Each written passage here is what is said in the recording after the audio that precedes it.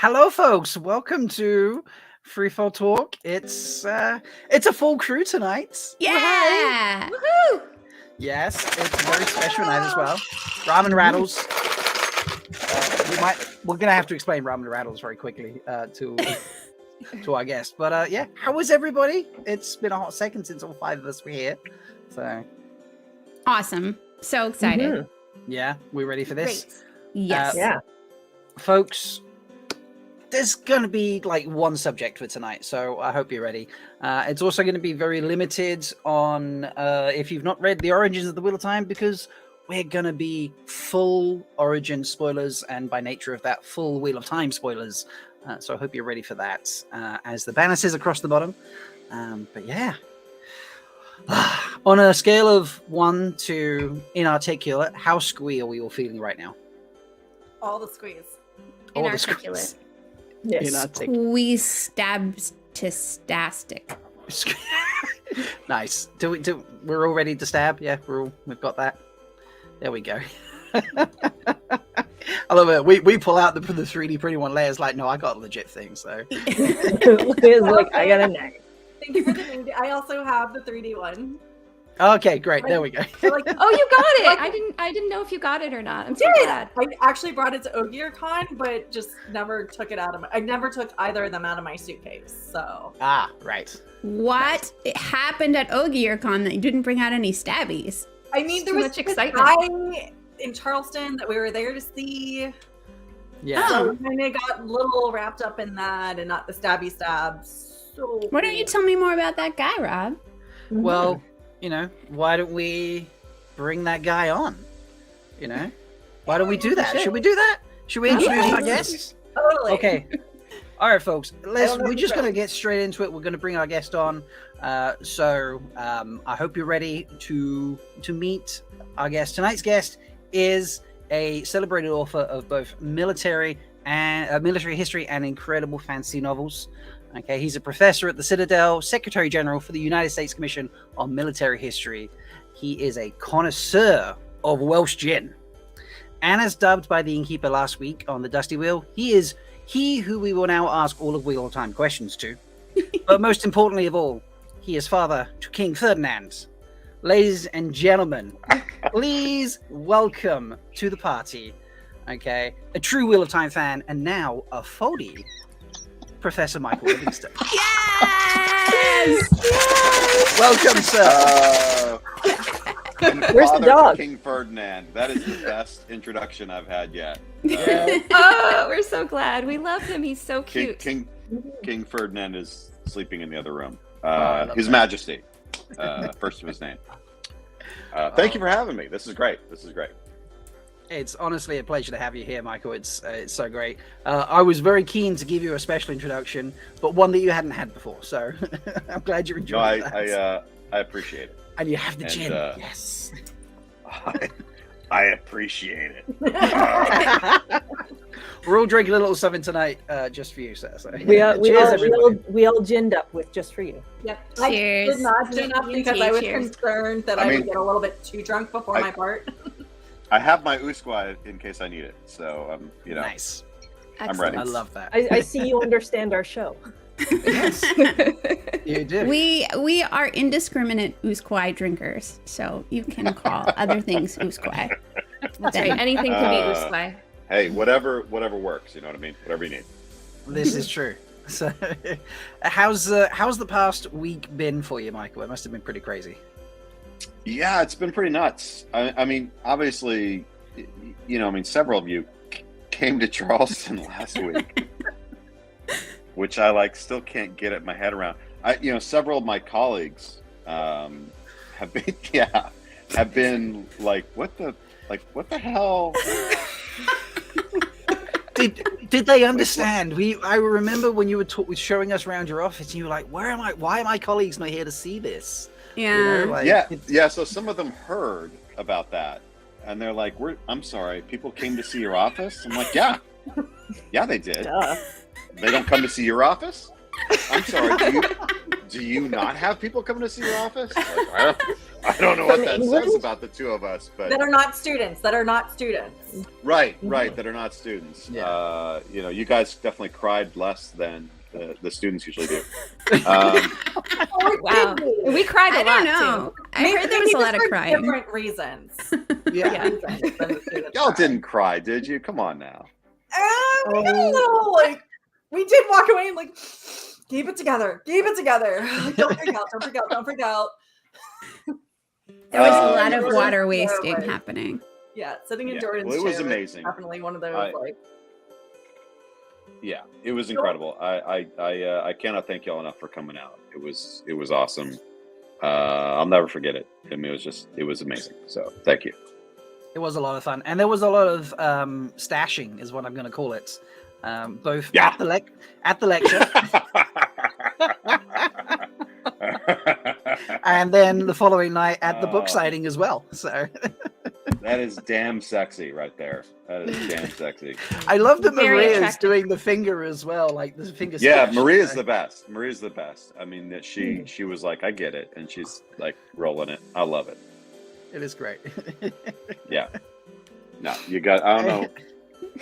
I don't know what to say. Y'all are awesome, and look, I'm gonna have another book release before too long, so y'all better come out again. No pressure. I mean, I feel like I did say I would be happy to report on all your book tours, so Yeah. I feel like I've kind of put myself out there for that now. So, Mm. Yeah, shots Yeah. fired. Love it. Mm-hmm. and I feel like your Yeah. editor saw that as well. So, yeah. Yeah. Well, I mean, hopefully, I'm going to be coming.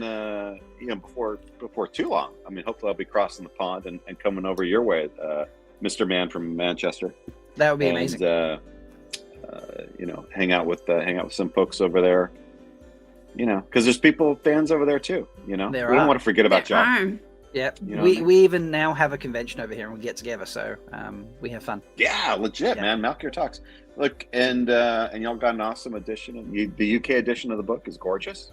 It is. It is so pretty. I am very jealous. It is so pretty. in the American pretty. version. First of all, Tor, like, why do you hate Americans so much? mean,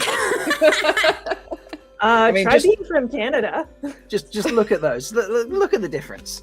So, Shelly, in Canada, did you guys get the UK version or the American version? I don't know. So Kev bought a copy today. I think it's the American version. No, that's the British Ye- version. Or look, No. well, No, the- no, that's the No, that- American. Yeah, that's that's the the American same as version. the one I have. Yeah. I was Yeah, gonna so say I'll they- just they- look for the. Does favorite have a U? Is the question. Ah. We were trying, if you can find, because we were just like flipping through looking for color or like favor or something like that, and just flipping through, we couldn't easily find it. But Yeah, I if mean, some. anybody in chat can find it, let us know, and we will have Rob do a comparison. Where are you? Where are you at in Canada, Shelley? If I can ask. I'm in Toronto. So Like actually in Toronto, or? yep, or- actually in downtown Toronto. So the plug is we went to Back of Phoenix Bookstore, which is the local sci-fi fantasy bookstore in Toronto, and we picked up a copy. Nice. Or I should say, Kev picked up a copy just for today and for his plane ride home. Good job, Nice. Kev. Way to Back go, to Uh, Kev. Australia. We love you. And go, and Colorado, go, Kev. Yay. go Toronto. My wife is Canadian, so I'm always curious.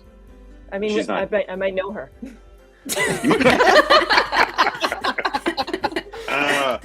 You might know her. I think y'all know each other, right, babe? Is that? Yeah. She says yeah. Yeah. Yeah. She says that y'all like stay in the same igloos and stuff. Is that? She's shooting me daggers right now. That's awesome. Basically. Wait. Oh, we like Canadians this. live in igloos all the time? Our beavers may have played ice hockey against We- each other once. Right. Who knows? Right. Yeah. My pet moose knew her pet moose. Yeah. They were, Yeah. They were friends. We IEL She- do enjoy igloos for Big fans. different Big reasons. fans. Maybe. Yeah. She loves my Canada jokes. Sure. I'm sure she does. I'm sure. Yeah. Shelly loves our Canada jokes, so I feel like it's We all the know same. what we're talking about. We all know what we're talking about. It's all right. Yeah. There we go. What is that on your head again, Shelly? What is this thing called? A toque. Ah, very good. A toque. Like Straight Rita up. does know. All right. Well, Yep. It's like speaking the old tongue. the questions have started, so let's do what we always do with all our guests here on Threefold Talk. Folks, it is time for Michael Livingstons to face Fear the Spear.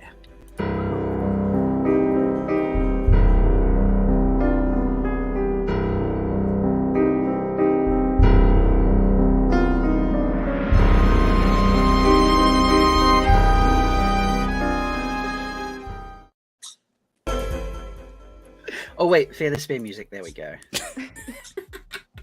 I always do that. Okay. We even have intense music to make you feel the pressure. So I feel it. there we go. Good. All right. So we have a whole range of questions, as you can tell.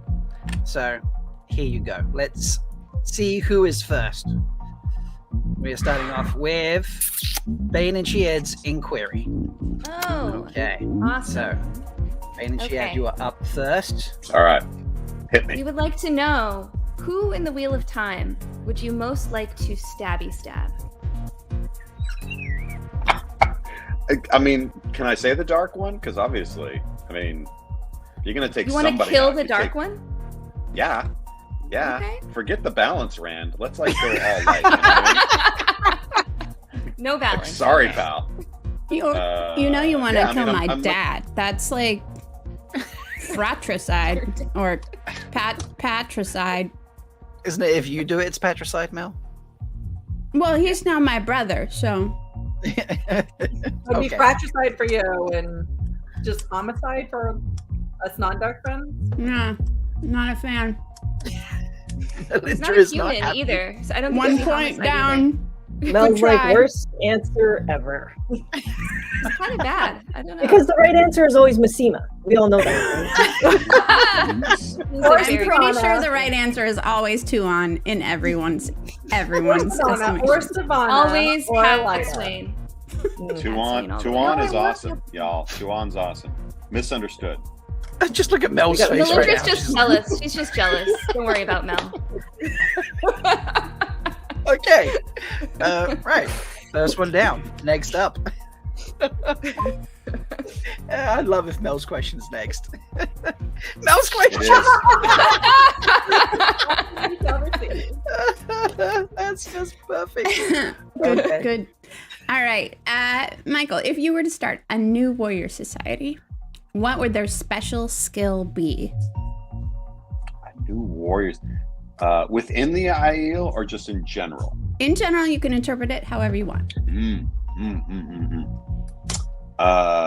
Given the folks around me, I'm gonna go with drunken mastery.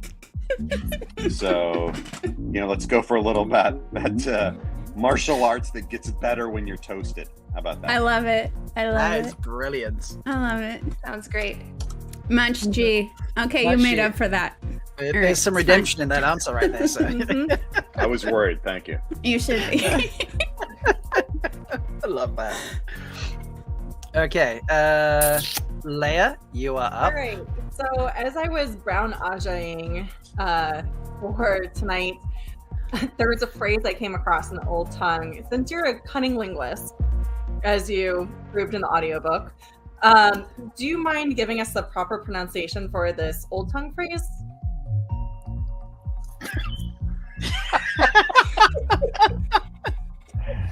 I do mind terribly.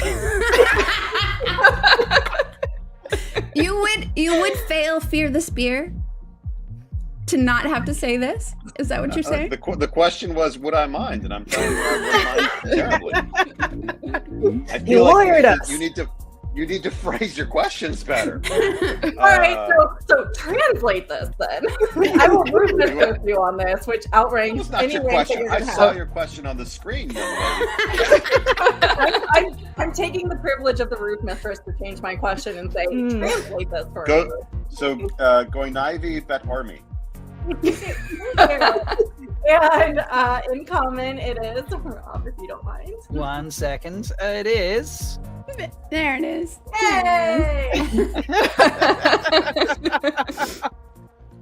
So a happy. What I teach at the Citadel. So because it's a military college, for those who don't know. And but we are not associated with any specific armed services. So yeah, I got Army cadets and Navy cadets and Marine cadets and everybody. So yeah, I'm always like, whatever. And Go Army, beat Navy. I Go know Navy, beat Army. we mentioned this while we were there, but I went to the Naval Academy. So. Oh, did you? I did. That's all right. Like we'll allow it. We'll allow it. I'm glad we'll allow it because I graduated like years ago. Yeah. So I'm glad you're Annapolis allowing is gorgeous. Oh my gosh, yeah. Gorgeous. I mean, West Point's gorgeous too. Air Force Academy is gorgeous. I don't know how we lucked out that our service academies are so beautiful. It's lots awesome. of graduate donations. True. Yeah. Graduate donations. Nice. Yeah. All right. We have. But I want. Sorry. Does that mean that Leigh-A has to salute me, or? No, I'm the roof mistress. And You're in her house. I am out of the. You're under her roof. This is Purple Rock's gold. So, Yeah. So my lieutenant colonel status stopped at the door. All right. Yeah. Those are Wetlander ranks. Yeah. The hold here at Three Full You're not a Top- king, Michael. That's King Ferdinand. Ferdinand is the king. Yeah, Aiel would go to Ferdinand. yeah, our hold that we call here, so you'll hear us refer to Purple Rock's hold. So that's what we've talked that our holdies, who are all of our fans in chat, have dubbed, my hold here. Yeah. It's good. All right. 2 questions left in Theatre Spear. Let's see which one is next. It is my pondering is the next one up. Okay, so Michael, I was pondering. Who is the wisest wise one in your life?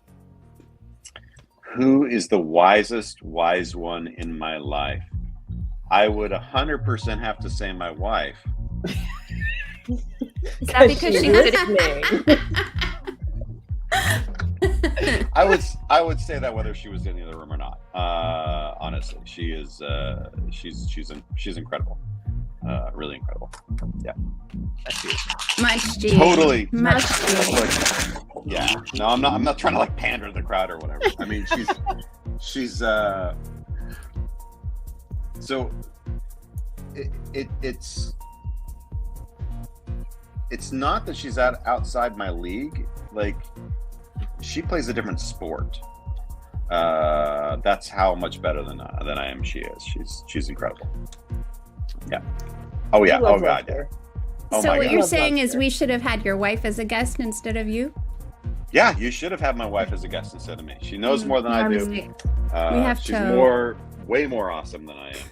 But we'd also in need a every respect. translator on screen because Shelly and your wife would just carry on in Canadian, and we'd be like, Yeah, well, I mean, the problem is It's she'd true. be asking Shelly, like, can you send me some Timmy Hoes?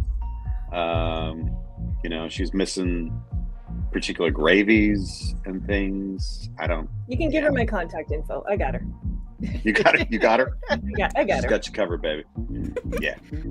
Well, I'm I cool love with this answer because you said she was shooting daggers at you before, so she's got to be pretty wise if she likes Yeah. shooting daggers. So "This I is I true." approve of this answer. Very All right. daggery. All right, we have one question left. I'm going to spin the wheel anyway because we love the kissy noise, but it's going to be Shelley's inquest. Obviously, we do love the kissy noise here of Threefold Book. So, Shelley's inquest, go for it. Okay, so because you're a historian, I wanted to ask this question: dead or alive, what notable person would you like to take Gaishan? Ooh.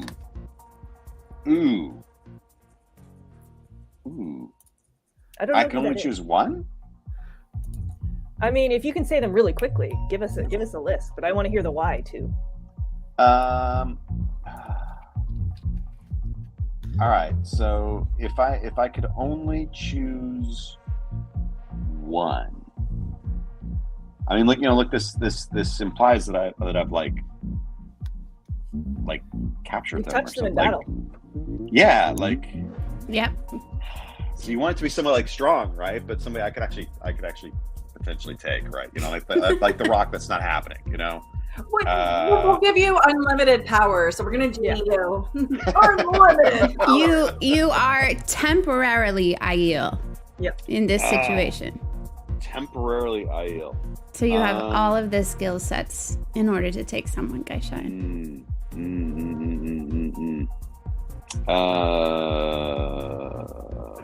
Well, I'm feeling very military. Like I want to conquer some folks. So that's on like, brand for you. Yeah, it's on brand for me. So like Hannibal, like maybe Hannibal. Oh, not Hannibal Lecter. Hannibal Barker. Like Hannibal. This actually turns into a great transition. Great segue. Great That's a segue. good segue. Can you explain why? So like Hannibal's as a general, brilliant, just utterly brilliant for what he manages to achieve, and an outside of the box thinker, right? This is somebody who looks at landscapes in a different way than all his contemporaries do, and so I very much approve of having somebody like that, kind of like in my pocket, as it were, right? And not only can think ahead, but can make things happen charismatically on the field. So legit dude, like he's pretty good. And I also feel, because I did a little bit of research on him, I feel like he would honor the whole Aiel way of, Yes. oh, you touched me. He'd be like, all right, I'm the general, Yes. until Yes. you got me. So can Yeah, I ask a clarifying question there? Yes. You want to take a general you fully admire his brains and his military strategy, remove him from his ability to be in battle, and have him serve you tea. That's what you want. Yeah. Okay. He's gonna give me advice on the way, Okay. like pour me another one. What do you think I should do? That's all right. Well, he's Okay. pouring you some oosplay. Yeah. Serve Serve it up, bro. Someone's you know got to what? get the gin. I hear military yeah, guys what I know how to certainly like don't want is fold to face laundry and it. iron. So Ooh, he'd be a pretty good Gaishan if he can iron and polish your shoes. That's true. Touche. Yeah, He also Legit. comes with elephants. I mean, that's legit. that is You know. true. Rob too. Wait, is that, What did kind of someone say elephants? Elephants? Shred it? Shred it. Look at that.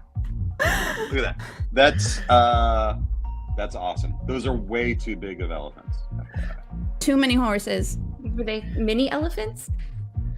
They're a Lord of the Effectively, Rings yeah. style elephants, okay? Think small elephants. Anytime you think of the Carthaginians, think smaller elephants. Small elephant. Okay. Okay. Well, Okay. I think This has been my TED Talk. this has been my. I love you. that. All right, Think that is smaller the- elephants. That is the end of Fear the Spear, folks. So, refreshing music. Does he get a poll? Yes, there is a poll ready. I'm asking the community now. Did Michael survive Fear the Spear? So we will find out for that. I feel like we need to introduce Michael to what we use as a palate cleanser here at Threefold Talk. And I feel like I should do this when he's not drinking anything in it. So I'm not sure you're ready for this just yet, Michael. So Michael, it's a long story. We can explain it to you another time if you wish.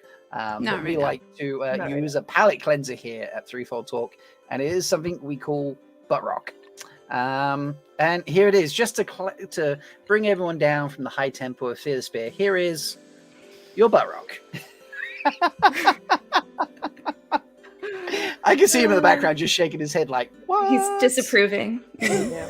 It gets better because we have it narrated as well. Are you ready? By the innkeeper. Butt rock. I'm gonna give a shout out to Brian.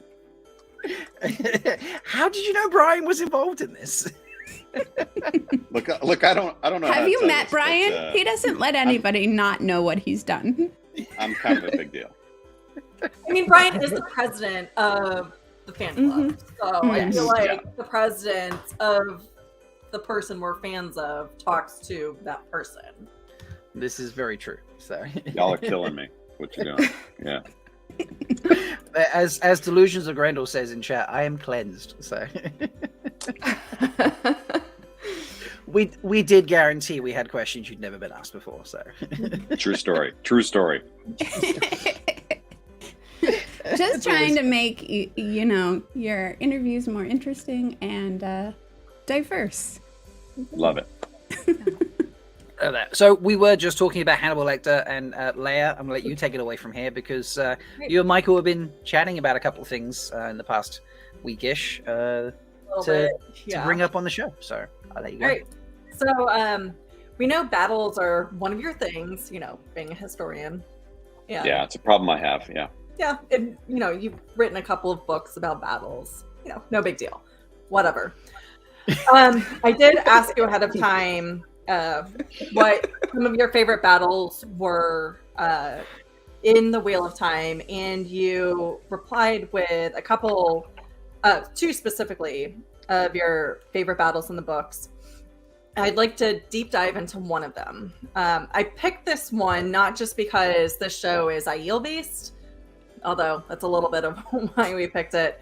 I also picked it because as I was going through the glossary, it encapsulated a lot of what you were talking about in the book at large. So it brought in aspects from not just the battle itself, but there were depths, there were people who were involved in the battle.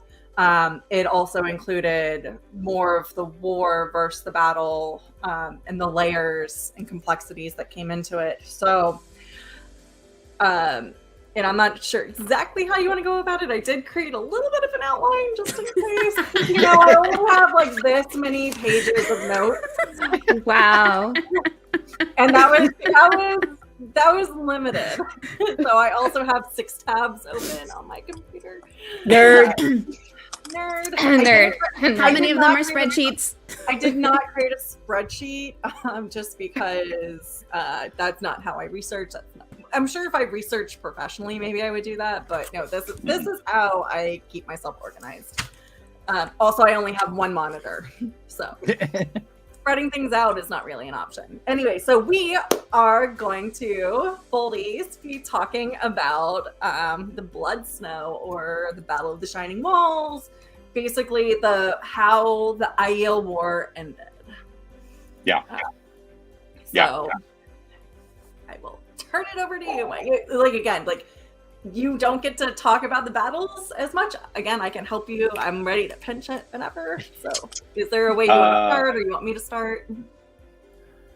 No? Okay. All right. So I'm not sure what you want to hear. You want a lecture on the Battle of Shining Snows? So I did also pull out, so as all of us, as full spoilers know, the Aiel War was just mentioned, I don't want to say casually, but it's not very well described in the proper book series. But if you go into the Big White Book, there is actually a large section on the Aiel War, which is where I think we get most of, and again, where us casual readers, the people who don't get to research, this is where we get the most in-book information about the Aiel War. Also, New Spring, the prologue, which is just post Layman getting slaughtered, and so it's Lan, and great descriptions of being in the midst of the snow and his men freezing. So that's a lot of the book context that we get. The broken communication. There's a soldier from Tyr that comes to Lan. It's like, my general wants you to come be the hammer for the anvil and don't fuck this up. And Lan's like, all right, well, I guess we got to go do that. Which I actually have kind of like a reference to that in the book. That hammer and anvil line. I tried to echo in the book. I don't know if anybody caught that. Yeah, I mean, so look, the Aiel War. Look, we'll be here all night if I get too crazy into this. You got 30 minutes. You got 30 minutes. Can I ask a specific question? Can I ask a very specific question? Was that influenced by a real war, or a real battle that you know of? Yes. So the Aiel War on the whole is the Second Punic War. I mean, and I always have to I want to kind of say look, it's not just this. All right. So one things that I talked about in Origins that Jordan is doing is he will often have kind of a primary seed that he's kind of growing things from, but he will splice it with other things, right? So, I mean, just as a really, really basic example, full spoilers, as if this is hidden. Randall Thor, that's Arthur, Althor, and also Thor. Unbelievable, I know. So like it's not just King Arthur, it's not just Thor, it's like a piece of this, piece of that, right? And like dozens and dozens of other things as well, like all spiced together. And Origins, the book is the is a sliver of that stuff that's going on. It's sort of like a highlights, a selection, however you want to kind of look at that. So it's not the totality.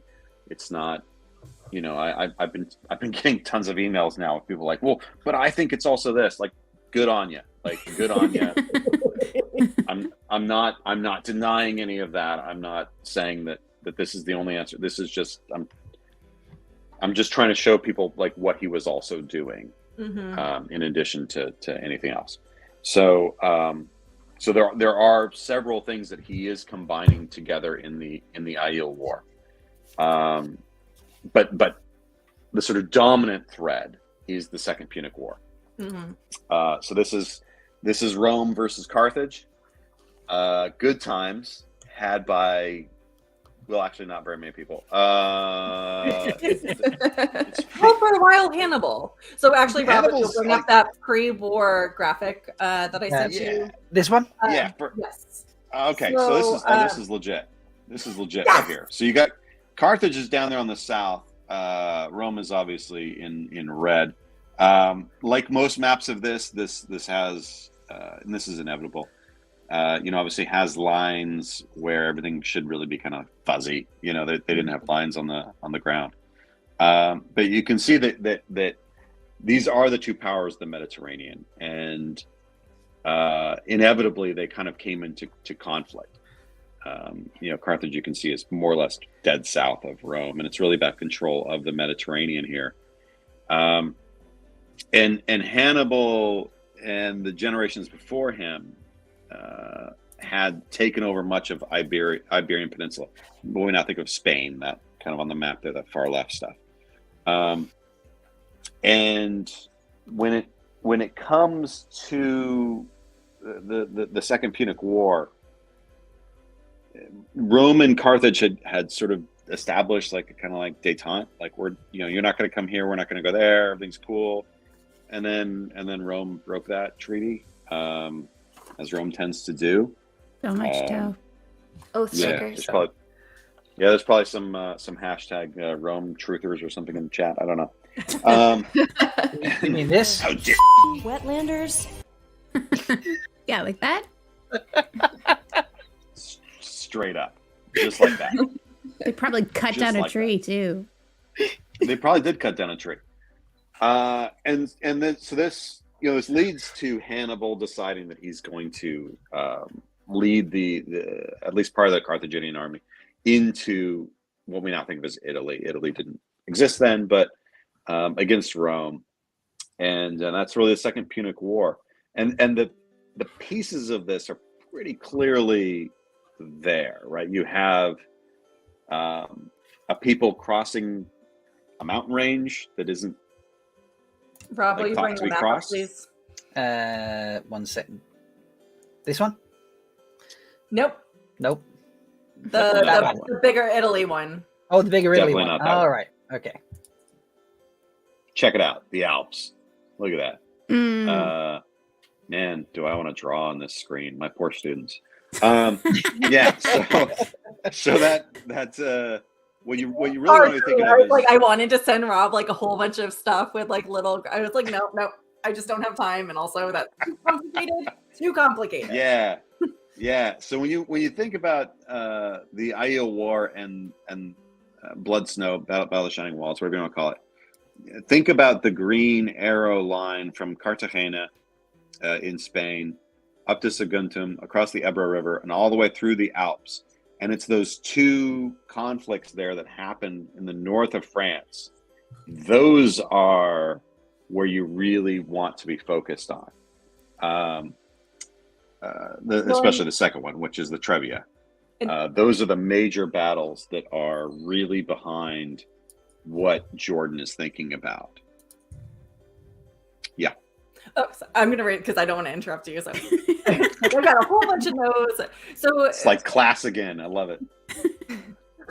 Also, I'm an interrupter, so I've learned that like if I just raise my hand, I'm not rude. Raise your hand behind the photo I have on screen. Yeah, that works. I did. I was raising my hand behind the photo. So one thing I was thinking about as I was, brown-aging, is that he does follow a lot of the battles, but it kind of is almost like outside in or inside out. So the last battle is one of the first major engagements that they have. So the Aiel are coming across the wall, which is a lot of Hannibal's armies crossing the Pyrenees, like coming across these like major terrains. And then a lot of after that, one of the first major battles is like going through Italy and just kind of chasing, which I think it's actually inverse in the, like, if you're assigning armies to armies, trying to do a one-on-one comparison, I feel like the Aiel were probably chasing the Alliance armies up to, like, they kept they went from Carian, burned everything but the library, went down to Tyr, then came back up through Andor and ended up ultimately in Tar-Valon. It's kind of the inverse for the Punic Wars, where the Roman armies, I feel like, are kind of just chasing Hannibal's armies. Yeah. No, this is very much the case, and that the climactic battles are flipped, right? So Trebia is it's the second battle of the Second Punic War. There's a little battle that happens right before, thousands died, but on the scale of history, that was there was an earlier battle, but Trebia is a major battle.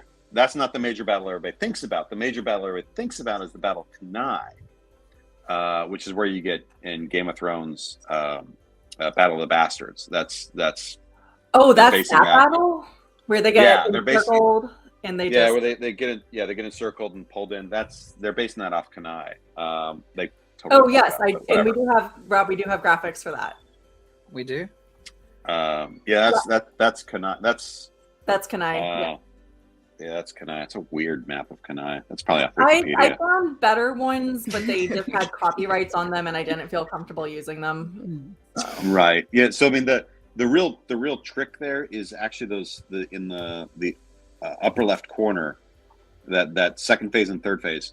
What really happens with Cannae that is fascinating from a military historian standpoint, which I play one on TV. Could you do Raba, like the graphic, and then us on the one side? 1 second. I'm going to do. Yeah, I can actually do that. Sorry, Michael. Continue. Oh no, sorry. That's right. Talk. We're such professionals. No, it's legit. I'm talking about ancient warfare, like whatever. And King Ferdinand just like got into my chair, like, you punk. What are you doing, dude? He's the king. Yeah, he wants to wander over and come join us. That would be fine. What are you? We wouldn't complain. We would not object. Ferdinand, you want to come here? Yeah, come here, buddy. Yes. Yeah, come here. Come here, buddy. You got a dragon? Yes, you do. You have a dragon. Yes, you do have a dragon. All right. Stop it. Come here, bud. 1 second. I clearly need to do this right now, obviously. Oh my god! Hello, Ferdinand. Whoa, what a handsome boy. What a pretty dog. He's like, what is going on? I know. Do you see the handsome boy on the TV? Look at that. Aww. So I think chat just died. So Yes. Oh He's my a good god. Rob, boy. if you'll put the graphic up. I will. Yeah, and I can. All right. There we go. Yeah. Oh. Yeah. Perfect. There we go. Look Yeah, at there you go. Right. So if Hannibal was a dragon. Which is in red, folks, for those of you who aren't proficient haven't stared at this map for a long time. Yeah. So Hannibal. What happens there is that Hannibal. We don't know if he did this on purpose. It's great dragon, buddy. People are gonna be like, "Why is Hannibal with a dragon?" Because why not? It's not right enough, or is it? Exactly. So what ends up happening is that Hannibal receives the charge from the Romans, and when he receives the charge, his lines flex backwards, but don't break, and the end result of that is that as the Romans push in, the Carthaginian lines can enfold around the Roman lines and basically surround them, and at the same time, his horse. Large cavalry, Numidian cavalry is what they actually are, kick the Roman cavalry off the field. They beat the crap out of them. And then they're able to swing around and basically shut the backside of the Romans in. So the Romans get completely surrounded and just crushed in. It is an absolutely brutal fight. And is widely remembered as one of the great defeats in history. And we have no idea if Hannibal literally thought this ahead of time, right? Or if in the moment was like, oh shit, that worked. Yeah, and there were so many articles about the Battle of Cannae. It was almost overwhelming. It's I think it's universally called like one of the greatest defeats. Right. It is. It's huge. I mean, when Cannae, after Cannae, Rome, I mean, it's apocalyptic to them, because this is in the southern area. This is not that far from Rome, and the annihilation is so. The Italian map again one more time, just so we can get a perspective on where Cannae is of the routes. Yes. Yep. Okay. Yeah, the routes will do. That one. There you go. Well, actually, wait. If I do it this way, then we're all still on screen. Yeah. Oh, look at that, legit. Yeah, and then you can see Rome there, the star, right? And you see Capua. And then zoom in a little bit more, Rob, please. Yeah, there we go. Yeah, there you go. Clicker on Rome. There we go. Perfect. And then so you can see Rome. That end point of the double arrow. Wow, that's very close. So yeah, it's very close, and this it's terrifying. You have an army of your kind of greatest enemy, and they've been in Italy. Well, again, we now think of as Italy. They wouldn't have called it that, but it's been there for 3-4 years now, and they just you sent out this huge army to get them the hell off your land, and they absolutely wrecked you. That's rough. That's rough, and so it is. Cannae is the one that everybody remembers, but that's not the one that Jordan uses, right? So Jordan uses Trebia, which you can actually see at the top of this map. Yeah. Oh, look at that little finger on there. Yeah. Hell yeah. Yeah. There we go. Work it. Yes. Work it. Yes. Oh yeah. There we go. Okay. Rob is a pro. At, these ladies bring me technical challenges all the time, and I do my best to rise to the challenge. I'm actually realizing I'm missing a page of one of my cats knocked all of my papers off the table. This is why you should have a dog. I'm missing. Oh my god! Clearly. Anyways, continue. It's Wilder's fault. It's Wilder's fault. Yeah, so that's the battle that Jordan uses for the Blood Snow is Trebia. Now, I mean, why does he do that? I to some degree I don't know, right? I mean, I can sort of say, there you go. When he's thinking about in Blood Snow, Battle Shining Walls, the Aiel crossing the river, and fighting around this great kind of sweep. Mm-hmm. That they make, and so Rob, will you bring that Battle of Trebia map up? I got diagrams of Aiel War all over the place. Oh my god! Where are they? Can we see them? No.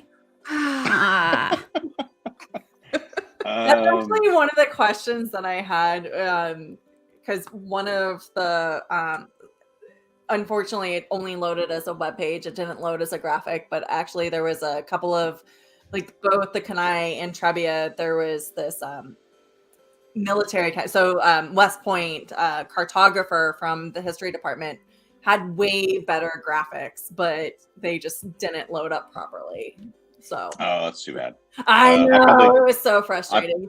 But how much do you want to go back? Because you, for the Fields of Marilor, you like went and drew some kind of basic. Like I'm sure it would have been much more detailed if you really went in. How much do you want to go back as a military war historian? Want to go back and like draw detailed maps of like some of the more major, like all the battles, and be like, this is where this happened. Because I thought of that as a like minor dabbler. So the origins of the Wheel of Time, the kind of the history behind the origins of time. The origins of this book was way back. We had been planning on doing a biography of Robert Jordan, and that was like right after he had died, and Brandon had been tapped, and so I was talking with Brandon, and was like, okay, you need to save everything you're getting because I'm going to be doing this book behind the scenes, and Harriet was on board. Everything was good. It ended up like we didn't do that. Like I couldn't. It wasn't right. The timing wasn't right. It was so close to his passing.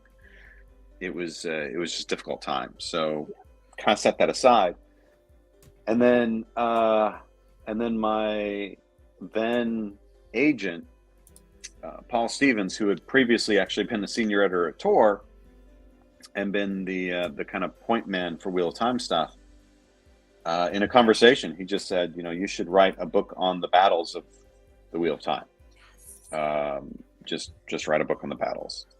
Do you think you can do that? No, yeah, I could do that. 100%. I could do that.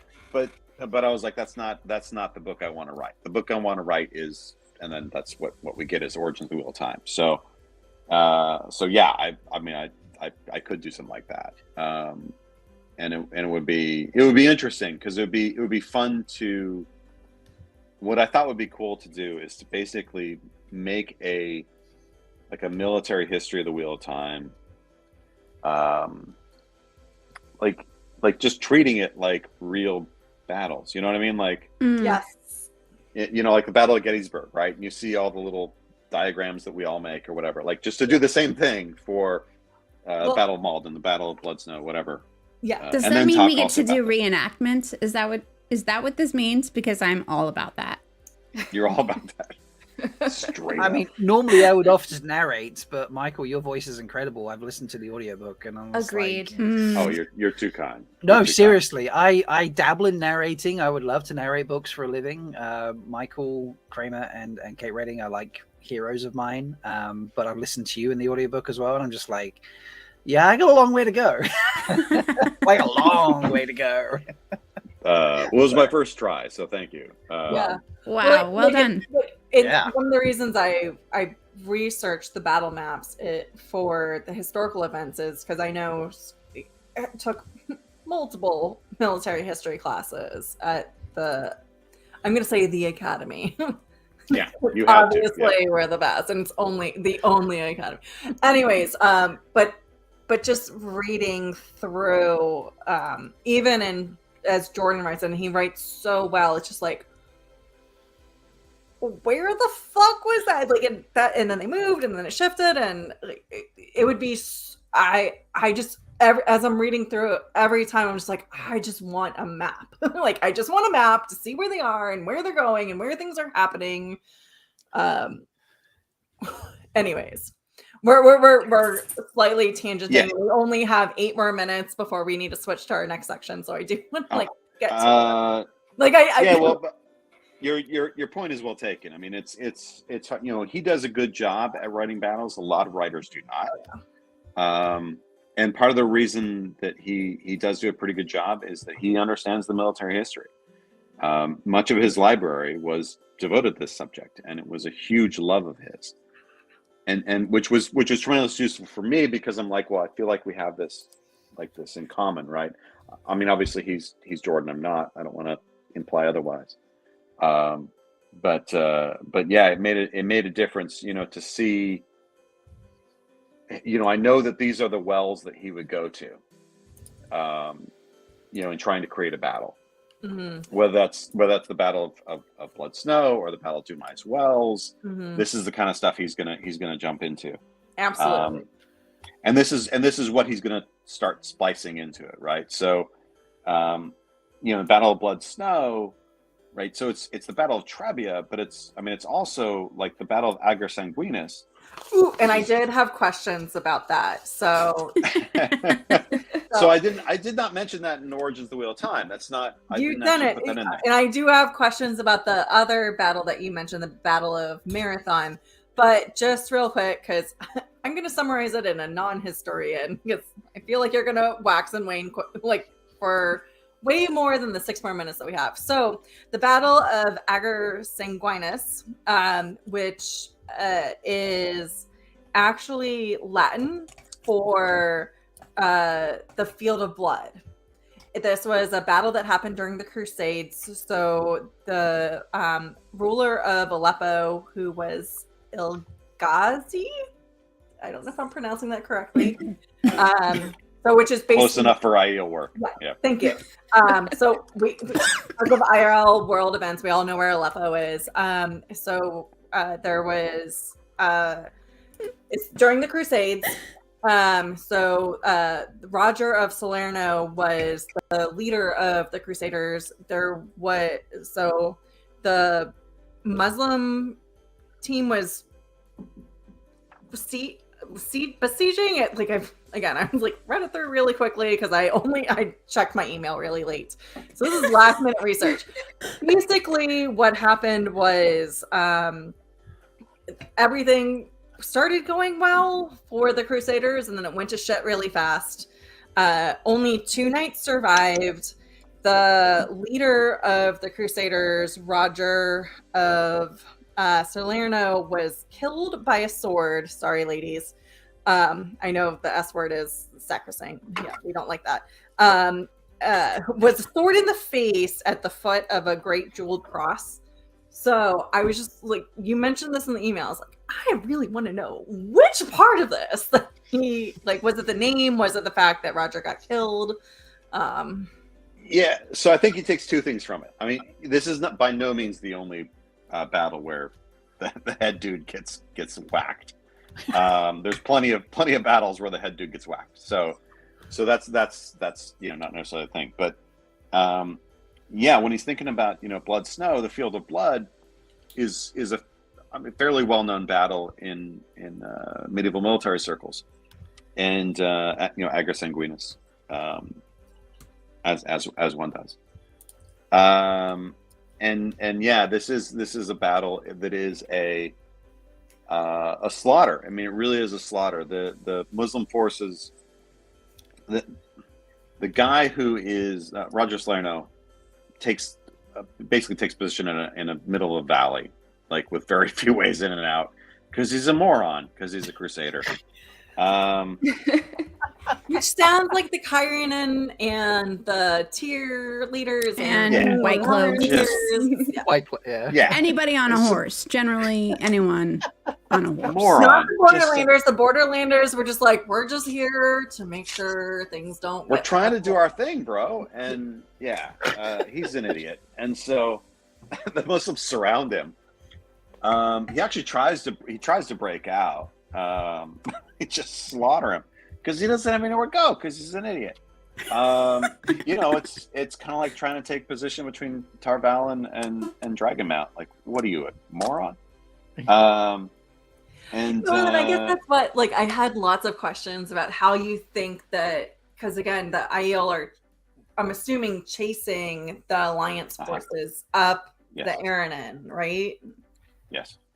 And so and they just, the Alliance forces were just like, we're at Dragon Mountain and Tarvalon is flanking us, so now we're cool. Is that what they thought? They try. I'd have to get into all my maps and stuff, but essentially they think that they can take a position here of strength, and it is a position of fixing your lines and all that good stuff. But the Aiel crossed the river in an unexpected way.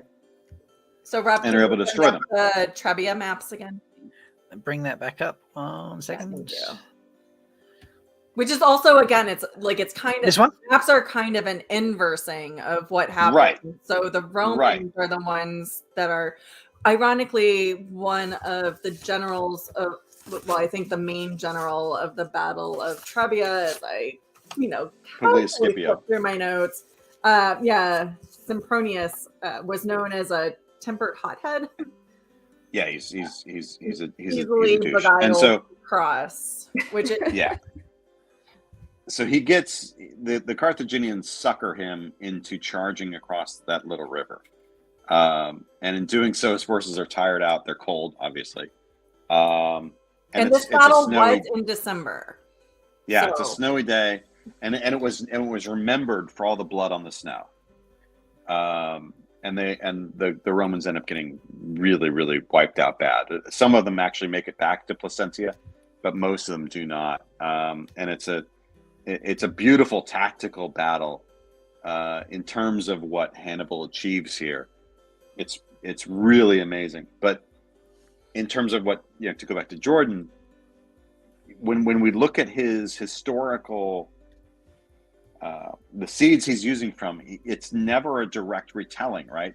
Here you have to flip it, right? The Aiel are effectively the Romans here in the way that they cross the river.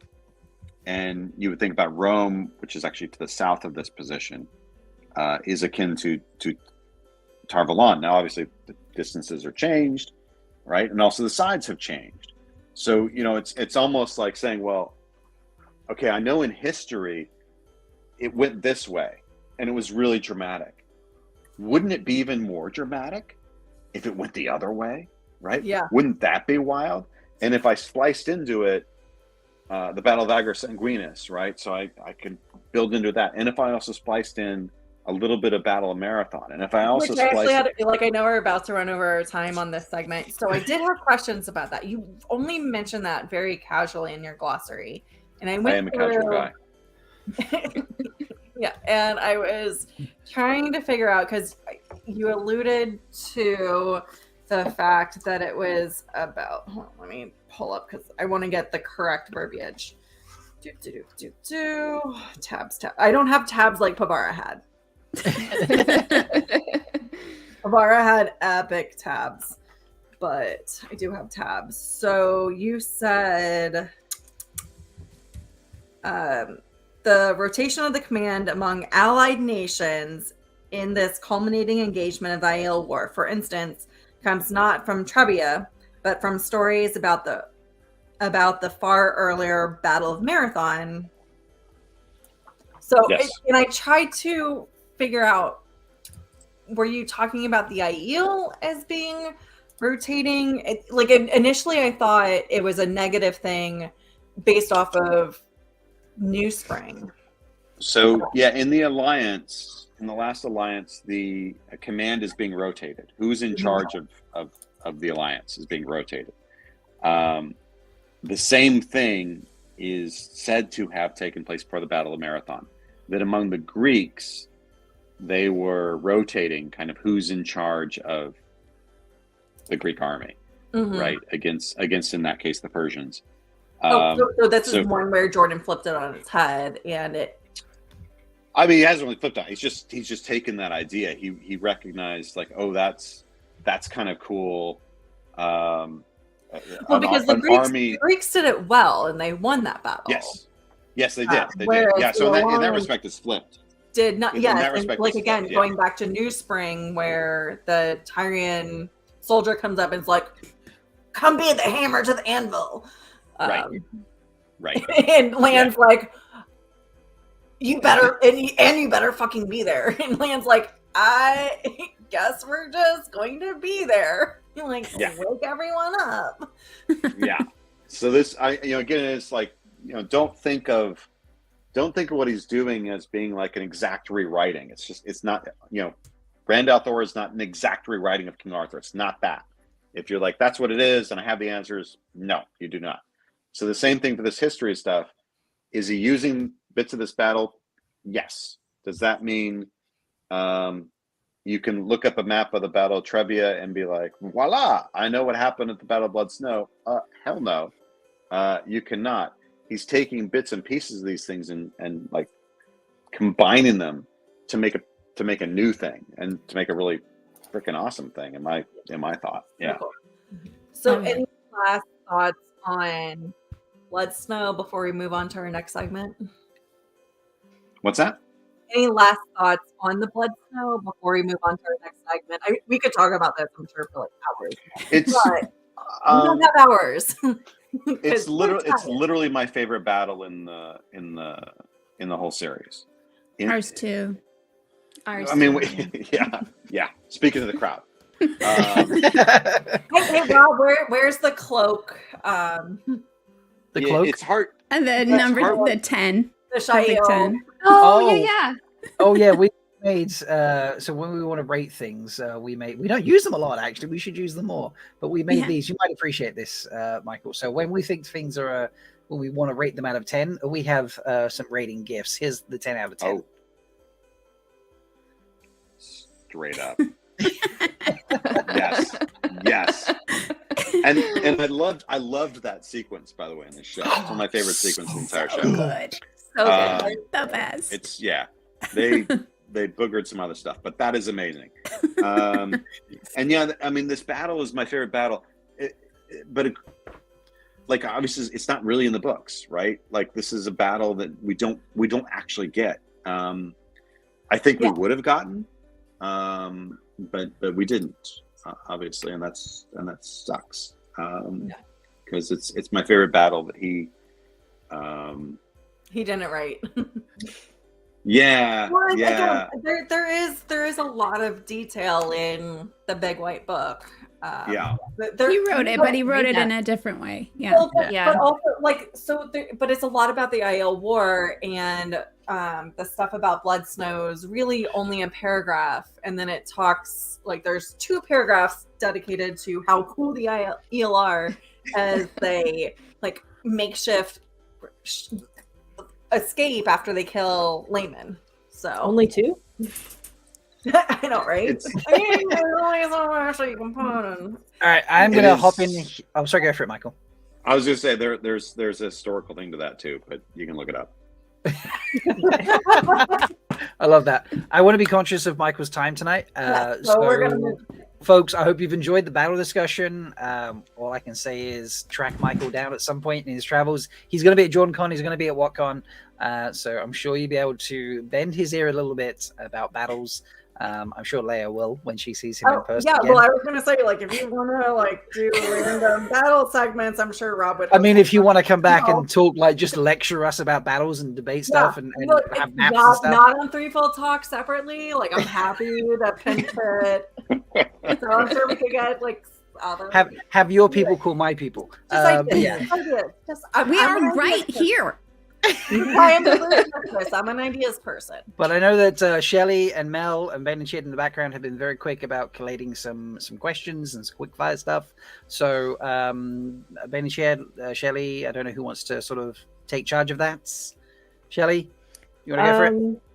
Grace, do you mind Bain&Chiad, do you mind since you're going to be asking questions? Sorry. Yes, go for it. Yeah, sure. We wanted to start with some questions that we got ahead of time from some folks who couldn't make it tonight. So Leigh-A mentioned Pavara earlier, the woman who had all the tabs open, and she's kind of our resident expert in the Old Tongue. So she had a question for you. She says, I'm teaching myself the Old Tongue, and I know Jordan pulled from a number of different languages as inspiration: Japanese, Russian, Welsh, Xhosa, I don't know if I'm pronouncing that right, and other sources like the story of Zemai you've been telling. So your section on the philology of Tolkien, you talk about Tolkien seeing the relationship between the Hindustani words dood for milk and duitar, little milker, and the English word daughter. In the Old Tongue, the word for cow is doody, which seems to be taken from either this story of Tolkien or from the language itself. Are there a lot of instances like this in Jordan's creation of the Old Tongue? And can you talk more about his process there? Hell of a question. Hell of a question. I probably should not have been drinking as much as I have tonight. This is how the we'll best take that into answers account. get made. Yeah. So yeah, is there a connection between? Yes, there is a connection. And like, you know, how many more connections are there like that? I don't know. I will say good eye. Good job finding that. There are a lot of things, not just pertinent to this, but in general, that I have like hinted at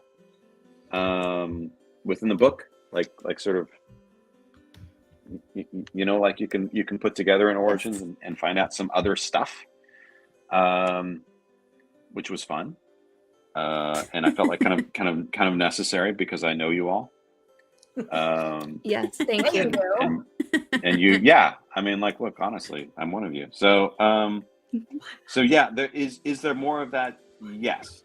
Have I gone through the entirety of the Old Tongue and sort of rooted all that out? I have not. So that is work that still can be done.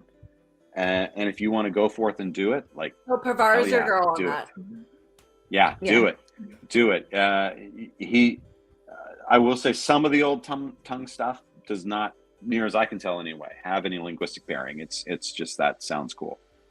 But there is a swath of it that is absolutely rooted onto their materials, linguistic materials, and yeah, you could put together something awesome.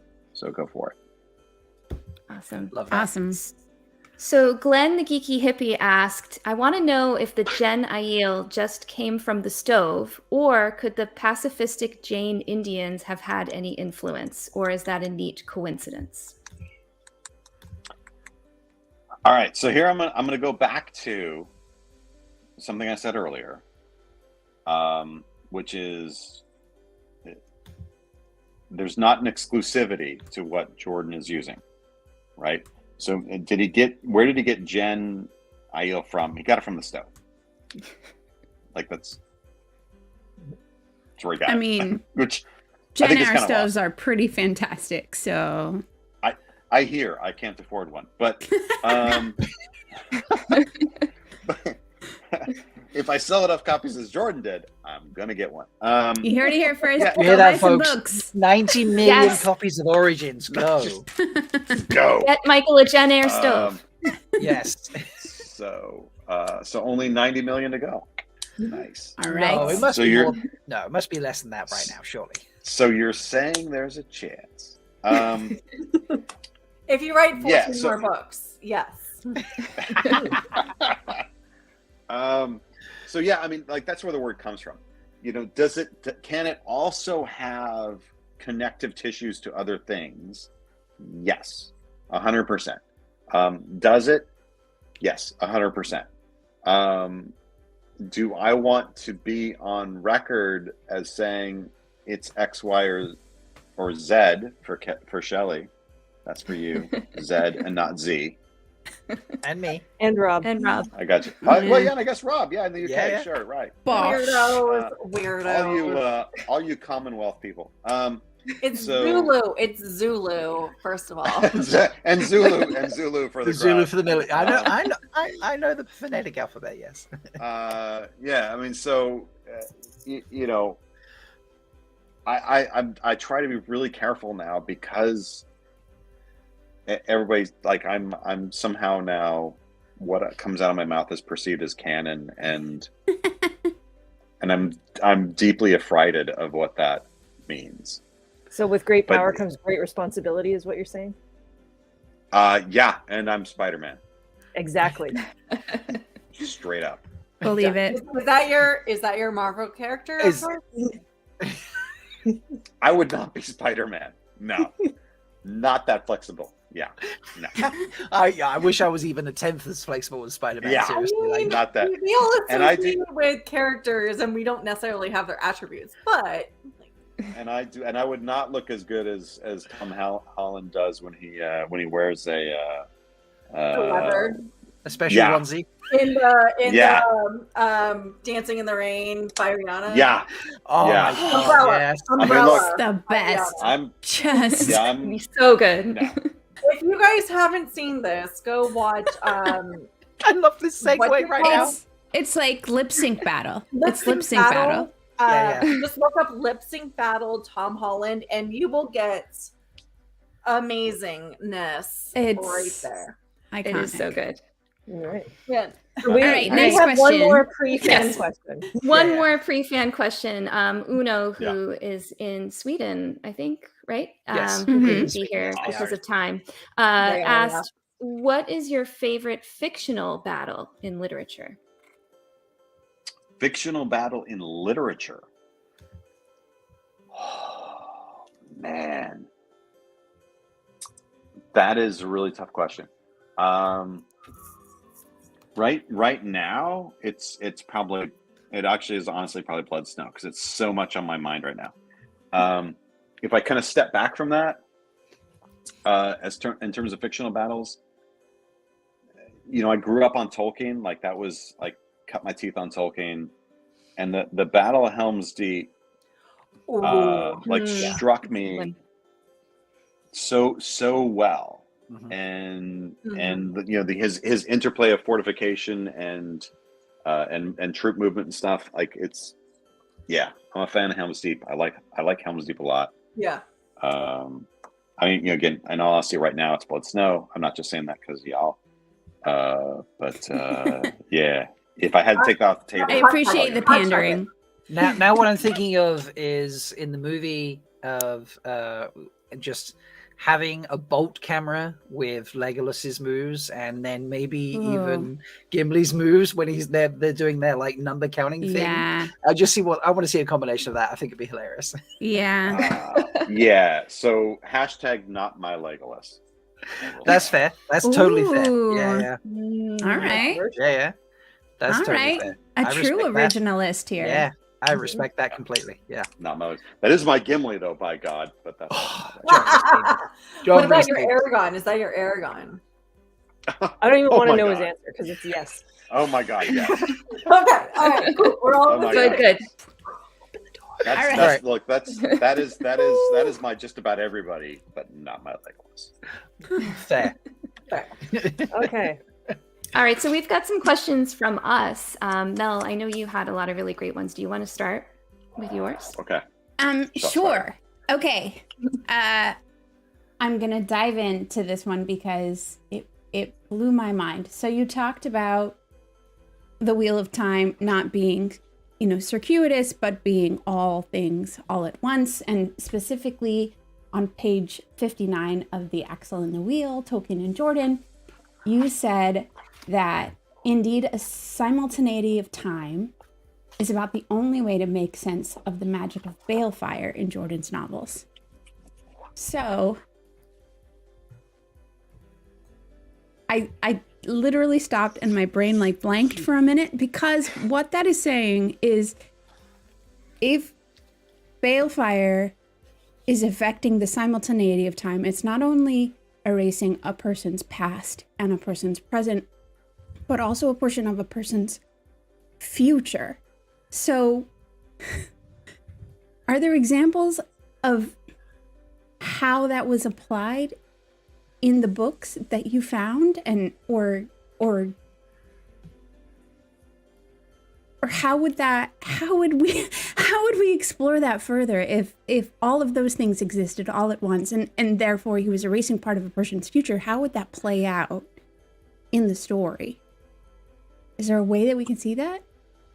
To some degree, how would that play out? If you know how it would play out as far as erasing somebody's past, then you know how it's going to erase their future, because the past and the future are the same thing. Whoa. You're gonna have to clean my brains off this ceiling Yeah. if I keep answering like that.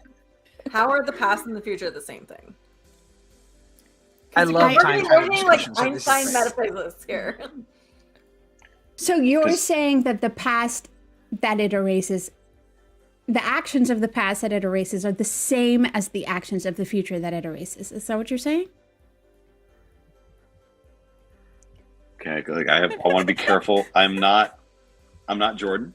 I know, but Okay. you're the one who explained this. You're the one who put it out here. So He if- did not. Reap If what you it's sow. if it's a Reap what you sow. if it's a wheel, Yeah. then the past is your future, and the future is your past. Yeah. I feel like I kind of get it. I do too. So You it's know, a little like- bit like endgame discussion right now, Mhm. where they talk about going back in time. I and see what you're- compare it to I see what you're everything saying. else, and they're like, I see what well, you're saying. yeah. But in a more, Right. I guess, in a more limited scope, if someone, like 2 minutes in the future, But I guess that's the was question. going to Is it stab somebody limited? else. Is it limited? And You know does what I that, mean? Like, go like does if it rips your soul out, or does it rip just your soul right now? So does your past lives, does that change history at some point? yeah. I'm kind of seeing it like, so let's say you do Balefire that erases you for 2 minutes. It erases you back 2 minutes. The actions you took in those 2 minutes are the future from when you were burnt out from. But So if it's there's ripping future of what you've your been- soul from thread, like in what Mel said, does it rip your past lives? And what Michael said, does it rip your future lives? Like, how much is it really ripping out?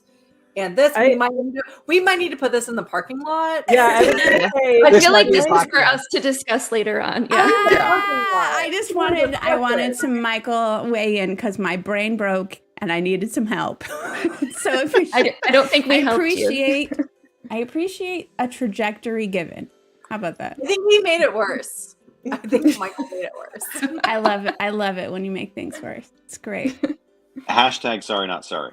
Yeah. Oh no, we're not sorry about it. Like this is going to spawn a discussion for like eternity on the metaphysics of Balefire. I love Yes. this. Yeah. In our Let's I past, did- present, and future I discussion. will say that the metaphysics of Balefire are very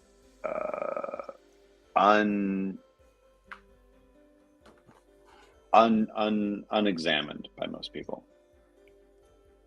for sure. I have a fun comment on Balefire that I learned from reading the glossary. I love that Balefire basically means fire. And as soon as I read that, I just got stuck in my head the Star Wars pew pew thing. So I was just like, from now on, when I eventually see Balefire in the TV show, I'm just gonna be like, fire! Love it. Saying this for Mogedian going, pew, That's awesome. Anyway, We have limited All right. time, so Right. Do you want to do the next one? Yes. So this is another one you probably can't answer. But you mentioned in the wheelwright section, you mentioned that Jordan knew from the very beginning how the book would end, and that the only thing that might have changed was, quote, the final word. Do you know what the other options might have been for the final word?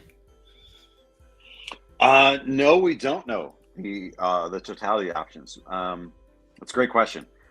We have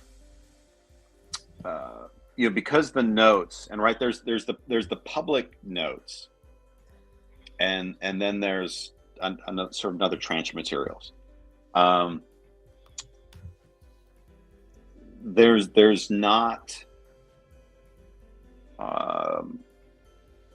There's not a clean record of all the options he might have ever had. And looking from the earliest notes to the last things that got down before his passing, there's a great deal of differentiation that has occurred, an enormous amount of differentiation. So the steps in between, we don't always really know. And it's not like he had a file that was right. This is the last sentence that's going to be in the series, and then as he's going along, he's like changing it. it doesn't really work that way. He doesn't have that so much. But he says, I mean, this comes from an interview that he gives. He actually, he says, look, I knew how I was going to end. It was just question the last word.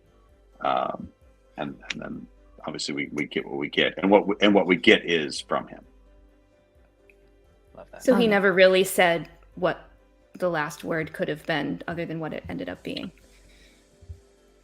Not in a way that would really, give you any information or shed any light on anything. No. Okay, thank you. Hence, Maria is like, that was my next question. Oh yeah. Yeah. Yeah, I mean, her next question was how did he light the pipe? And look, this is one of these things where I was trying very hard in the book to make this book not me. Do I have an answer to how Rand lit the pipe? Yeah, I do. Can I say that is correct? I cannot. So is that your personal answer, or that's indicated by the notes? Well, that's what I'm saying. Yeah, look, I have an answer, but it's not. I don't know that it's gun. Right. Yeah. I don't know that this is from Jordan, or how much of this is me. Right. And Right. if this is you were predominantly laughing at the bar side, or the interviews you did with Matt Hatch, when he's like, "Oh yeah, we're about to have a conversation about this," and I've got thing I could see you laughing. I have to be really careful about yeah. So Are there things related to that? Are there things that you're like, you had a threshold of what was certain, and you had a threshold of what you thought could be verified, but you didn't find enough evidence for it? Are there things like that if you just had a little bit more information would tip it over the edge? Are there some things that are kind of like...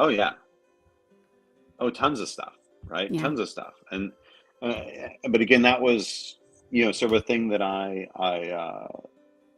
promised myself, or whatever, right? I'm not writing Livingston's thoughts on the Wheel of Time. That's theorizing the Wheel of Time as opposed to origins of the Wheel of Time. Right. Yep. I mean, that's not. But I'm doing this to try and get this material. I've been asked to do this, and so this is what I'm doing. Who the hell cares what Livingston thinks about the Wheel of Time, right? That's not.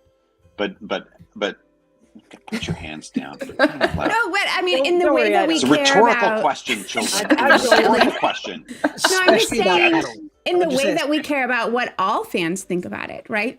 That's the beauty of the Wheel of Time. Is it? And you said it yourself, right? You said it spawned a community. It spawned a group of people that continue the story. That the story continues to grow and becomes part of our lives and that sort of stuff. So in the way that is a part of your life and the part of our life, we do care. But this is not that, right? Okay, first of all, you do actually contradict that in the book, because you said you got invited into the family. You said it in words. I just don't think you processed it yet. So can I be the evil wise one who says we should? Yes. Leigh-A, do you want to ask your next question, or should we move to the rapid fire? Yeah, let's. I think we need to close it out. Yeah. Michael, how are you feeling? Do you have a couple more questions to do? Do you want to move to the rapid fire segment? Do you want a couple more long questions? Let's do one more question, then I'll do rapid fire. Excellent. Okay. Perfect. Okay. It's been a long day. That works. Thank you so much for giving us so much of your time. Is there Thank a question, Shelly? No, I think if you had your highlighted question you wanted to read. Yeah, pick one from yours, Leigh-A. All right, so Michael, I'm going to give you the option. Questions about the philosophy of the last battle, or cultures? Philosophy of the last battle? No, he's definitely got an opinion on that one. Right. So I'm not sure what the hell that is, so let's do that one. All right. So the way I always envision the last battle is it started at the Peace of the Dragon. So in the glossary, also bluff. In the glossary, last battle is listed as the Battle of the Fields of Melindhra, which again, I'm definitely not questioning like your choice of that as the battle. Like you had to only, but the concept of the last battle has always seemed like it's more of a war. And so I've always, in my head, I always thought of like the Peace of the Dragon and then everything that happened after it. So I've got so many questions, but I'll only ask two. And this is more of one. You get one. I think we said one. One, Leigh-A. Come on, Leigh-A. Get to the question. Let's go. As a historian, how do you start counting the beginning of a battle, especially when it gets all mushy and complicated? And like there are some clear battles, but some of them are not clear. So, for example, you chose the Fields of Melindhra. So, how do you, as a historian, say this is what the battle is? Because that's actually a great question. There is no beginning nor end to any battle. It's just the simple fact of it, right? There is, and I mean, there's no beginnings nor endings in the wheel time. Yeah. Anyway, but just, I mean, even as a military historian, right? So I'm writing a book on the Battle of Agincourt right now. Hopefully, I'm gonna finish it tomorrow. Where does the Battle of Agincourt begin? Right? I can start on the day. Okay, that's not really where it begins, right? You know, I mean, probably they marched out against each other around 10 a.m. So is that the start of the battle? Well, not really. I mean, they got into position on the 24th, which is the previous day. So, well, that's the start of the battle. Well, but really, like there's no definitive like this is the start, right? So, I mean, the last battle. You know, I mean, if somebody wanted to argue, look, the last battle starts on the slopes of Dragon Mount with the birth of Randolph Thor, I'd be like, yeah, sure does. It sure does. I mean, that's in the widest view possible. I mean, actually, you could go even wider than that, right? Mm-hmm. You know, like where do you start this? It is that is a narrative question rather than a historical one, right? You know, history and, you know, I mean, not that anybody's read my history books, but we will now. You know, they're all on my catalog of to be read. Seriously. Oh yeah, not even joking. Not even joking. You know, when I talk about this a lot, you know, like history is literally narrative. This is we are trying to figure out how to connect things within story, and that's what history really is. So, you know, where is the start of a battle? Well, it depends on the story you're telling and how you're telling it. You know, so for my part in writing Origins, well, I have an entry I need to write, right? So how I'm going to define last battle for that entry is going to be determined by, like, how complicated is this bloody entry going to get, right? I'm thinking about my audience. Right? If I'm like, you can't just say the entire Memory of Light. Right. This is not going to work for the reader, right? I mean, for a handful of readers, maybe it will. But, you know, look, potentially there's going to be, you know, thousands of people are going to read this book. Millions. What is most likely going to work for them? And be sensible to them. Well, I think this is going to be it.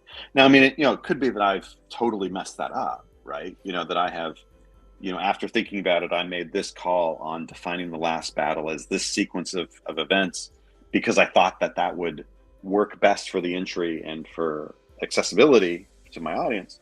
I mean, if I mess that up, I mess that up. I don't think that is like I actually, as I was reading, because I was very excited when you put that as an entry in the email. I was like, oh, I can't wait to see what he says. And I was like, oh, Fields of Melindhra, cool, so many questions. Like, right. Like again, it wasn't. I mean, it wasn't not a negative response. It's like, again, it was like so many questions. Yeah, no, and they're fair questions, and I'm not saying that you thought I did wrong. I'm just saying, like, you know, this is what we kind of grapple with, right? You know, like as a historian and as a storyteller, which is what a historian is. You know, where do I start? Where do I cut it off? I mean, like the thing I've got to finish tomorrow is like the so what of Agincourt. Yeah. Like how far do I take that? Like people are fighting over Agincourt today. Do I include that in this book? Probably not. Because that's not what I think most people are getting at. So trying to figure those lines is really about audience, or what I think is going to be audience response, and their definitions and their ability to make an entry. I mean, in that case, I loved it. I love that you put like actual battle movements in your map. Like that was the only other map that you did. I did love that. Like, I still kind of want a little more neutral. Anyways, that is for a next segment. Next time, Leigh-A. Yes. Let's do some quick fire questions. I'm very conscious that we are keeping Michael late. He has a book to finish tomorrow, folks. He has things to do. A new book that you should put on your purchase list along with all of his other books that he has written. Okay. Please do that. I mean that. Okay. But yes, One Shelly, rapid fire. Let's do them speedy. Michael, answer them as quickly and concisely as you want to. Raffle them, waffle them, whatever is appropriate. Go for it. Right on. All right. And I'll start with a little sympathy because my PhD's in religion. And as soon as anyone asks me to define religion, I'm like, fuck off. Right. This question you can ask an academic. So hopefully these will all be easier. So question 1 from Steve A. What's your favorite Usquai? My favorite Usquai? Macallan. Macallan?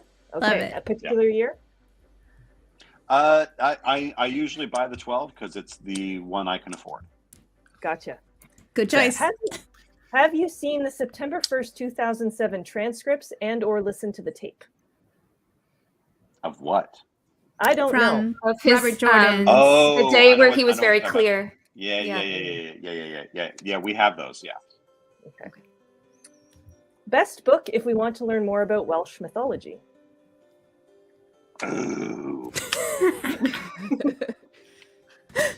Never ask an academic for a book recommendation, guys. Yeah, man, I cannot rapid fire that. I am so sorry. That my head just exploded with trying to think of I'm like that shelf. I literally looked over and I'm like maybe not best, just one. That shelf. Okay, can you tweet a picture of it later? Yeah, tweet a picture of that shelf. We'll tweet it out. Picture your send us shelf. a picture of the shelf. Yeah. All right. Okay. From Andrew Dash, favorite country you've ever visited for research? It's Canada. Why do we need to keep us that? Go ahead. It's not Canada. I'm sorry. I do love Canada. My favorite place I have visited for research was actually Wales. I knew it. Yes. I freaking love Wales. Wales is a beautiful country. Yeah. Not a yeah. And then the book I was writing, talking about Owen Glendower and visiting Wales and going to hiking around those mountains and stuff. It was heaven. Love Wales. Okay. Wales. Have you narrated any other audiobooks? No. Okay. Why the hell would I? Nobody's going to listen to this. Come on. False modesty. Could you please pronounce the Zulu word IKLWA so we know what a spear coming out of a body sounds like? I don't know how to pronounce Zulu. I'd be winging it as much as anybody. Okay, that's a fair answer. Yep. From our very own Delusions of Grendel, is your wife coming to JordanCon or WhatCon? Who's Canadian, by the way? Yeah. I am reasonably certain that she'll be at WhatCon, and I would think she would be at JordanCon. She came to a JordanCon with me. Was it last year or the year before she came? Mm-hmm. Not last year. No, not last year because she wasn't there for that. So it was probably the year before. Awesome. Yeah. Nobody knew who the hell I was, so they wouldn't have known her. But all right. What should we order at the Blind Tiger? I mean, your drink of choice, right? I usually get a cider, so that's me. Yeah. Okay. Yes. Yeah. Ciders I are love delicious. a good Loves cider. Ugh. Well, Rob lives in a country where they have some like fantastic ciders, Epic ciders. right? Epic Like ciders. really epic So cider. not Yeah. American ciders, European ciders, because Yes. those are different. I usually go for a European cider. Yeah. Okay. All right. Cool. So I mean, here in the States, I'll usually have to get like I don't say have to, like it sucks, right? But like a Magners, which has a pretty wide They're distribution, so definitely I'm able not to the get same that. things. It does, yeah. And you Yeah, can get a but lot of I- strong. I mean, not that it's an amazing cider, but you can get Strongbow in a lot of places in America these days, apparently. So Yeah, you Yeah, can, but and I this and is- I That's appreciate not a the Strongbow. same thing as like. But this is rapid fire, so we're moving on. sorry, That's yeah. right. We From are. your Sorry. favorite cider drink to what's your Good job, favorite Joe. gin drink? What's your Sorry, favorite go ahead. gin drink? Your favorite cider favorite drink? gin Your drink? favorite gin drink. I know what This? it is. And tonic. Yeah, I'm just like gin and tonic is just straight up. Just don't mess with it if you get a good gin. And Breton Yes. Botanicals gin from Penderyn Distillery in Wales is fantastic, and I haven't had one in like 15 years. But thanks to the man from Manchester, I have one now. Yeah. Amazing. Good man.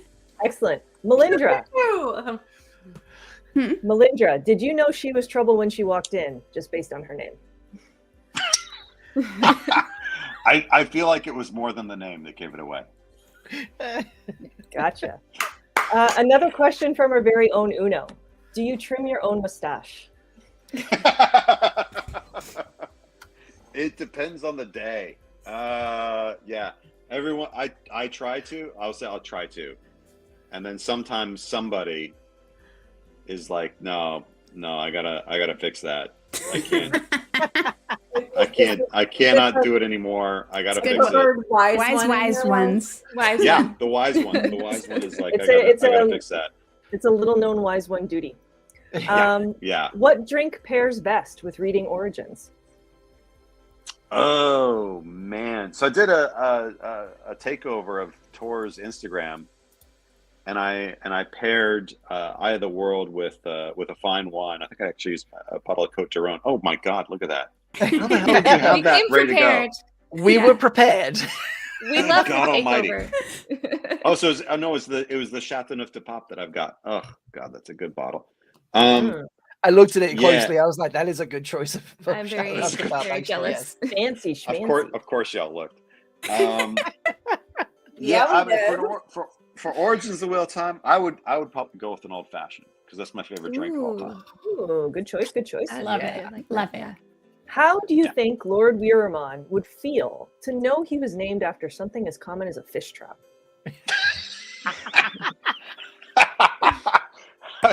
How would he feel? I think he'd be happy that he was in the great work of literature. That's right. Yeah, I like it. From the lovely Jessica Sedai, what battle or historical site would you like to visit? I'm assuming that you haven't yet. Oh, Jessica, man, straight to my heart. Squeed Eye. This is Squeed Eye. What's You up, know her. Jessica? What that I haven't visited?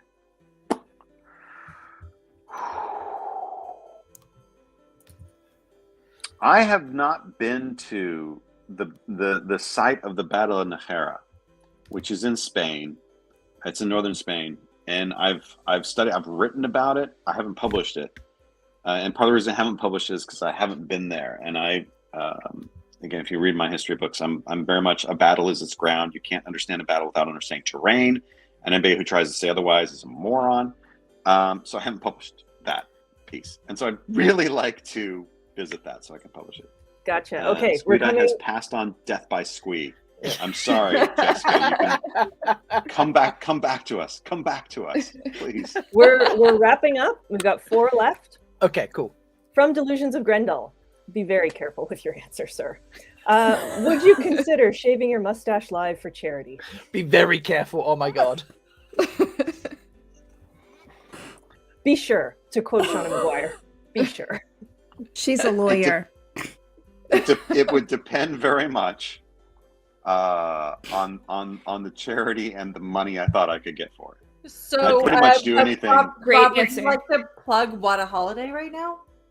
Let's finish the quick fire, and then maybe I can maybe I Okay. can ask. I don't know. From Doyne, Manetheren, based on what historical context?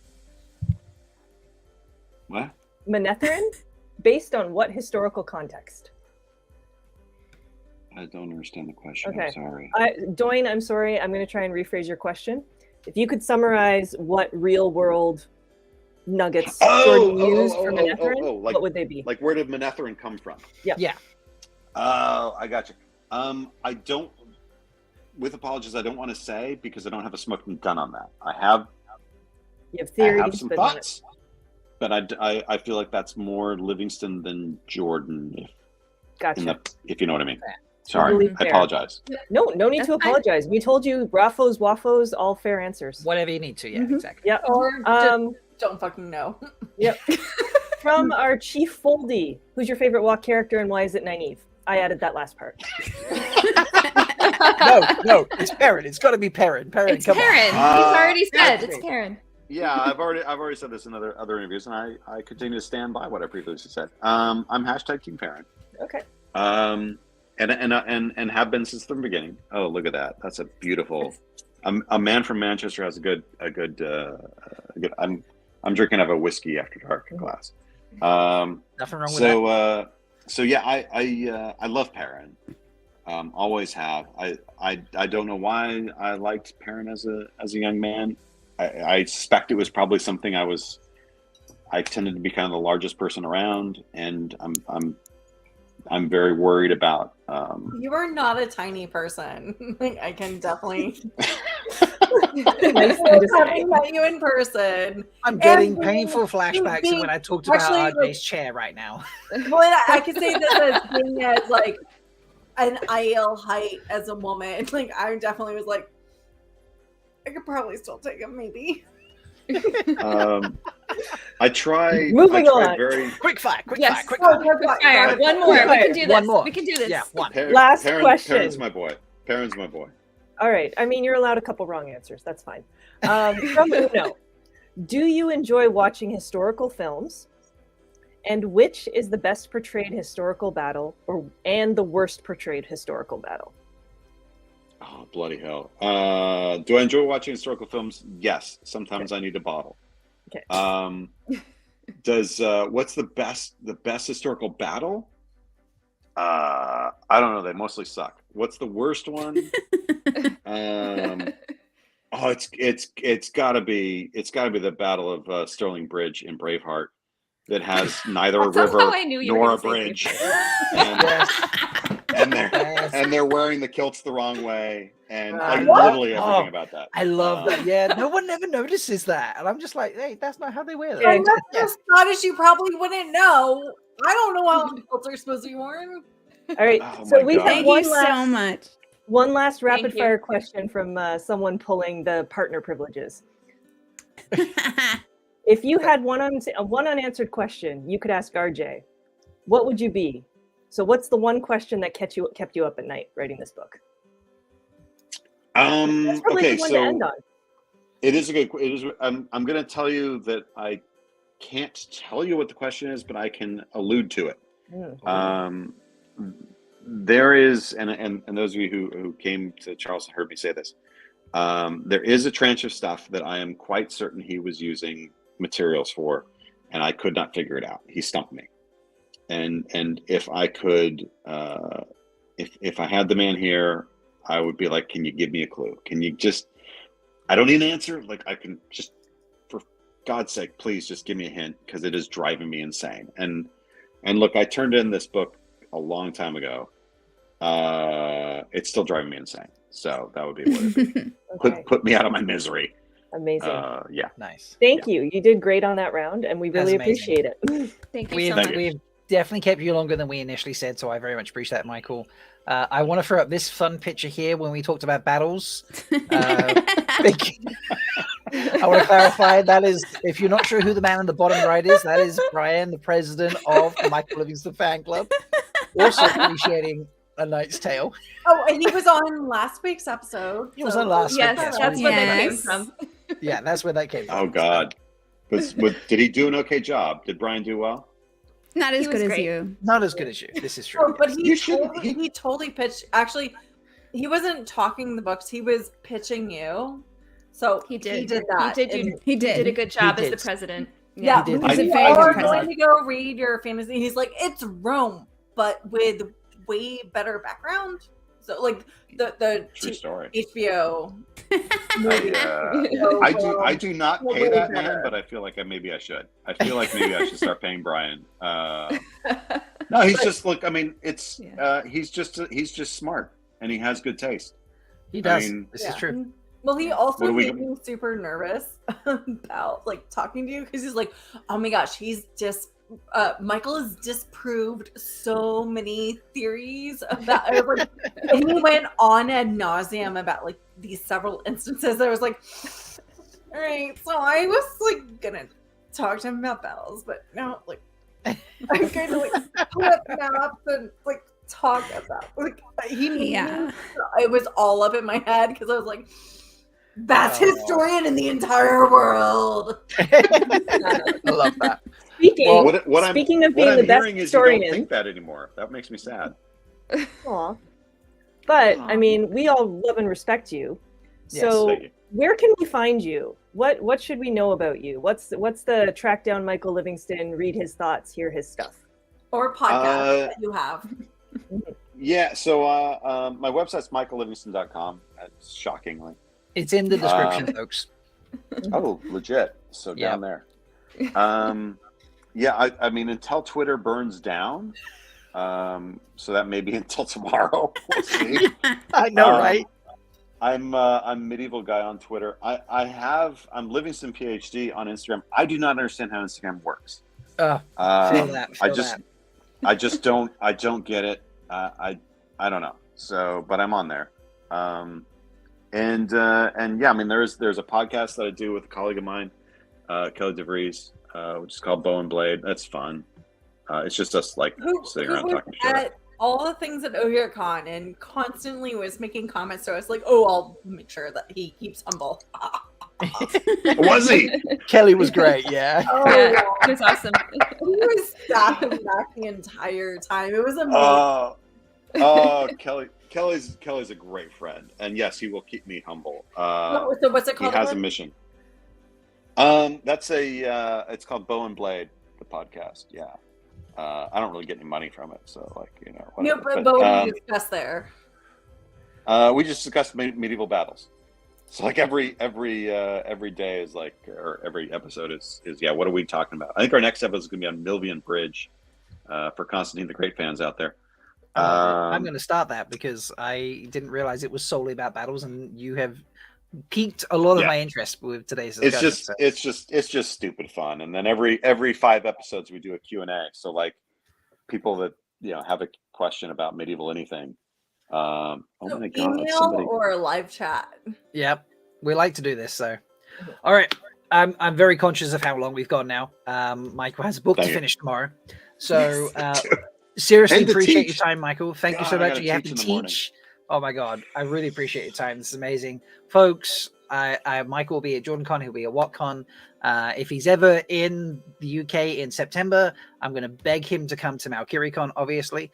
Yeah, please. You don't gotta beg, brother. If I'm over there in September, I'll be there. It's just but that's when classes like start. So I know it's a school thing. That's why I was like, if you're ever, Yeah. because I'm conscious that you teach. Folks, please go stalk all his stuff, buy all his books, and please buy as many copies of Origin as you can responsibly and financially afford, because we need this to be successful. Because he has put a lot of work into this to bring Preferably us more from independent Jordan. bookstores. Yes. So please do that. And Michael, please hang around after. We play a little outro video, but please hang around afterwards because we want to say thank you. We chit chat for a hot second, so we want to say thank you afterwards as well. All right. When all the live people have gone. So Thank you all for having me, and folks in chat. Hello, thank you. You're all awesome. Awesome. And thanks for the great questions. Awesome. They've been a lot of fun. Yeah, that's it for this week, folks. I hope you've enjoyed it. This has been incredible. I've loved it. I know my co-hosts have loved it.